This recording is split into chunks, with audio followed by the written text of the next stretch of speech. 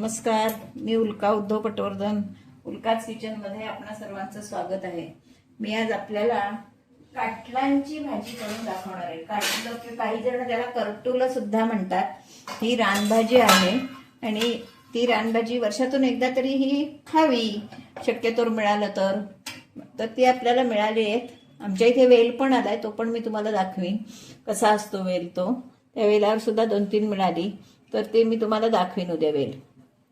म्हणजे नंतर वेल तुम्हाला दाखवीन असं. पण हे असं काटील हे रानातच मिळतं आणि ती आपल्याला मिळाली आहेत. आता आपण ही चिरून घेणार आहोत. ह्याचं भरीतही करतात आणि भाजीही करतात. बी जून असेल तर काढून टाकायची, नाहीतर कोवळं असेल तर तसंच चिरून घ्यायचं. हे बघा, आता हे अगदी कोवळं आहे ते हे असंच चिरायचं. हे बघा, जून असेल तर त्याची बी काढून टाकायची.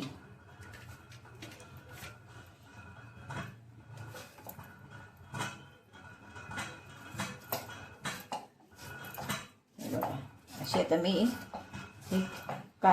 ही करटुलं चिरून घेते. सगळी आहेत ती 7-8.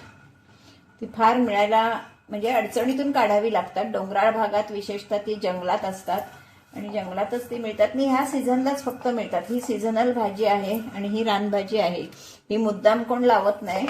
हे अशीच आपल्याला करावी लागते, रानातूनच आणावी लागते. जून असले तर बिया काढून टाकायच्या. हे जून आहेत, मी काढते मग त्या बिया. असे तर मी चिरून घेते. हे बघा, आपण याच्या बिया काढून घ्यायच्या. कारल्याच्या जशा बिया काढतो चमच्यानं, तशा जसं आपण कारलं सोलून कारल्यातल्या बिया काढतो तशाच्या बिया काढून घ्यायच्या. हे काय मुद्दाम वेल कोण लावत नाही. आपणच रानात कुठेतरी कावळे बिया टाकतात आणि रुजून येतो, तसं हे रुजतं. अशा बिया काढायच्या आणि ही आता सगळी 4 आहेत ती चिरून घेते मी. आता आपण ही काटलं चिरून घेतलेली आहेत आणि त्याच्या जोडीला हा मी कांदा घालणार आहे. कांदा घालून आपण काटलांची भाजी करूया, कारण काटलांची भाजी अगदीच थोडी होते, त्याच्यामुळे त्याच्या भरीला काहीतरी हवं आणि कांदा चांगला लागतो. तर आता आपण कांदा आणि काटलं अशी भाजी करणार आहोत. तर मी इकडे तेल तापत ठेवलं आहे. तर तेल तापलं की आपण मोहरी घालणार आहोत. घातली आहे म्हणजे मोहरी तडतडायला लागली आहे, त्याच्यावर आपण जिरं घालणार आहोत. ही मोहरी तडा उडत नाही. काळी मोहरी तांबडी असेल तर ती सगळीकडे उडते. जिरंही आपलं छानपैकी फुललंय. आता आपण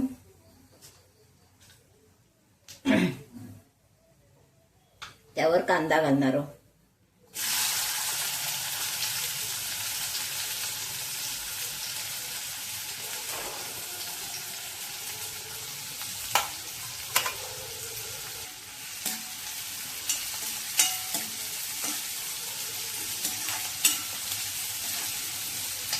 छानपैकी आपण कांदा परतून घेऊया. त्यावर आता मी हळद टाकते आणि थोडासा हिंगानं फोडणीचा वास छान येतो. कुठचीही फोडणी असली तरी थोडा हिंग त्याच्यात हवा.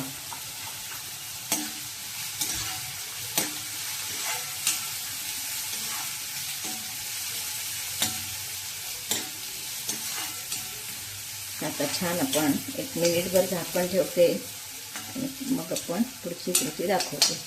अगदी भावायचं नाही कांदा, कारण काटलांबरोबर तो शिजायला हवाय, त्याच्यामुळे एक फक्त वाफ काढून घेते. आता आपला कांदा हा एवढाच परतायचा आहे, फार अगदी करपवायचा नाहीये. आता त्यावर मी मसाले टाकून घेणार आहे. भाजीला जेवढा आवश्यक आहे तेवढा मसाला मी टाकून घेणार आहे. त्याच्यात आधी पहिलं लाल तिखट व्यवस्थित, त्यानंतर मीठ टाकणार आहे. हे पण मीठ घातलंय भाजी आणि म्हणजे कांदा आणि भाजी दोन्हीसाठी मिळून सगळं मिळून घातलंय.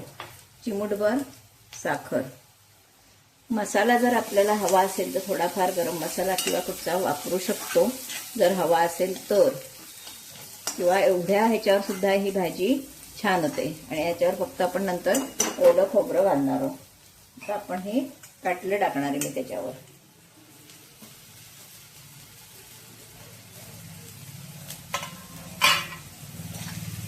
काटलं किंवा करटुलं असं म्हणतात. आता हे आपण छान वाफेवर शिजवून घेणार आहोत. तर भाजी चवीलाही छान लागते आणि वर्षातून एकदा तरी ह्या मिळणाऱ्या सीझनल भाज्या खाव्यात.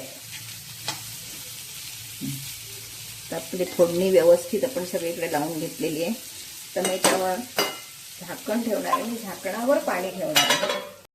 छानपैकी परतून घेतली आहे. आता त्याच्यावर मी झाकण ठेवणार आहे आणि झाकणावर पाणी ठेवून अशी ती मी भाजी वाफवून घेणार आहे. आता हे पाणी घालून नाही, पाणी वर ठेवून चांगली वाफवून घेतोय. अजून एक 2-3 मिनटं लागतील शिजायला.